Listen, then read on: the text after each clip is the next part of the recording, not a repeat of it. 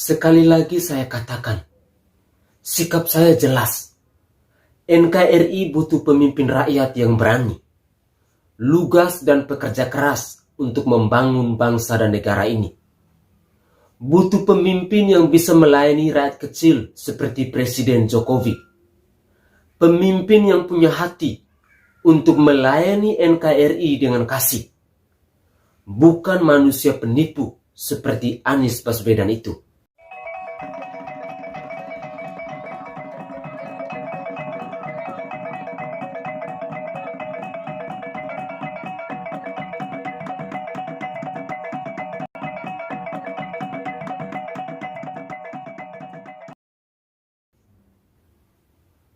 Halo sahabat Sainai TV, salam NKRI, salam Nusantara.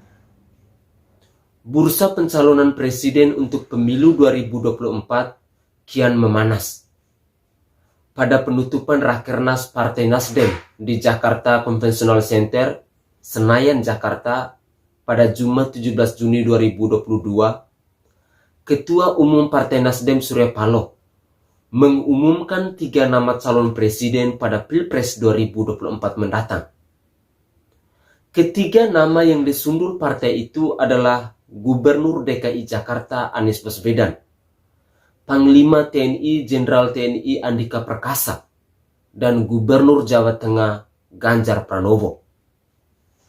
Para cebong pun termehek-mehek berat. Pasalnya, pertama, ada nama Anies di situ. Reaksi yang wajar sebab bangsa ini masih waras. Sekalipun tiap partai politik punya mekanisme tersendiri untuk menentukan calon presiden mereka. Kadang saya berpikir, kok bisa ada spesies intoleran macam begini yang hidup di NKRI dan diusung oleh parpol yang katanya nasionalis sejati itu. Kadang-kadang saya merasa geli sendiri. Ya jelas saja ini, keputusan bunuh diri politik paling fatal dalam sejarah berdirinya Partai Nasdem. Akibat mengikuti tren yang justru merugikan kredibilitas partai dan menghancurkan karir serta reputasi politik Surya Paloh yang telah ia bangun dengan susah payah selama ini. Kedua, ada juga nama Ganjar di situ. Fakta mencatat Ganjar adalah PDI Perjuangan, tegak lurus pada partai. Soal penunjukan calon presiden dan wakil presiden, Ganjar sudah legowo. Itu adalah murni kewenangan Ketua Umum PDIP Megawati Soekarno Putri. Sulit melihat Ganjar keluar PDIP dan menerima pinangan Partai Nasdem menjadi Capres 2024. Ganjar Pranowo tidak akan punya nyali untuk cabut dari PDIP, meski namanya masuk dalam calon presiden 2024 yang diusung oleh Partai Nasdem itu. Keputusan Nasdem menyundul nama Ganjar Pranowo adalah sinyalemen sederhana. Mereka kepepet, pelaku utama di balik layar dengan segala macam cara untuk membesarkan Partai Nasdem itu sendiri. Ketiga, ada nama Panglima TNI Jenderal TNI Andika Perkasa. Fakta juga mencatat, beliau adalah Panglima TNI aktif. Penunjukan secara sepihak oleh Nasdem berpotensi mengganggu konsentrasinya sebagai Panglima TNI yang tugasnya sangat berat untuk menjaga NKRI, termasuk namun tak terbatas menangani konflik di Papua. Ya begitulah, wajar bagi Nasdem latah. Sebab Nasdem adalah partai kecil yang belum memenuhi persyaratan presidensial threshold. Nasdem hanya punya modal 10,26% kursi di DPR RI. Itulah sebabnya, untuk membesarkan nama partai mereka, mereka harus pasang muka tembok, menyundul nama capres yang menguntungkan kepentingan politik mereka. Itulah dampak nyata sosiologis politis. Besarnya nama figur menjadi suatu pilihan.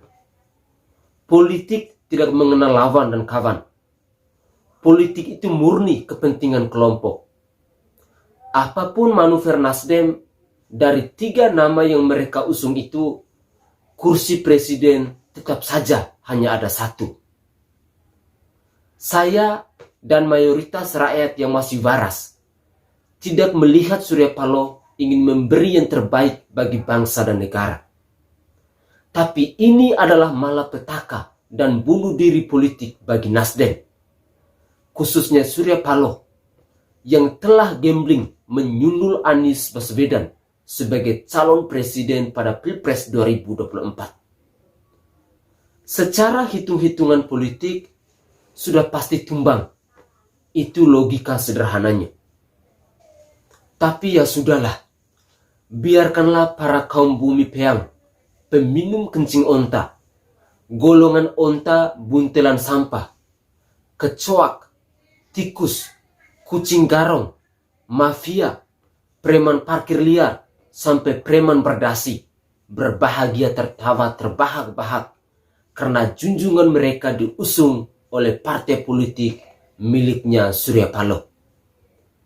Sikap saya jelas, NKRI butuh pemimpin rakyat yang berani, lugas dan pekerja keras untuk membangun bangsa dan negara ini. Bukan manusia penipu seperti Anies Baswedan itu. Fakta mencatat Nasdem dan PDIP adalah dua partai politik yang paling terpercaya dan terandalkan sebagai garda terdepan, avant-garde, dalam mempertahankan NKRI dan 4 pilar kebangsaan. Kader-kader partai Nasdem dan PDIP telah terbukti siap mempertaruhkan segala-galanya, bahkan nyawa mereka demi keutuhan NKRI dan kokohnya Pancasila. Namun dengan diusungnya Anies Baswedan secara terang-terangan oleh Nasdem dan direstui oleh Surya Paloh, maka terbuktilah sudah bahwa hasrat berkuasa adalah tujuan besar Nasdem. Segala cara dilakukan untuk bisa meraih kekuasaan. Surya Paloh memang lihai dalam politik, licin bagai belut keciprat oli, namun belum tulus seperti merpati. Itulah sebabnya sampai detik ini Partai Nasdem belum mampu menjadi mesin perubahan untuk menjadikan Indonesia yang cerdas, mandiri, berdaulat, makmur dan berkeadilan. Disinilah kecerdasan rakyat Indonesia diuji untuk menentukan pilihannya pada pemilu 2024 mendatang, untuk menentukan nasib bangsa ini. Apakah akan berubah menjadi cerdas atau tetap tolol permanen? Salam waras, salam NKRI. Saya Fransiskus Adrianusai, salam sehat untuk kita semua.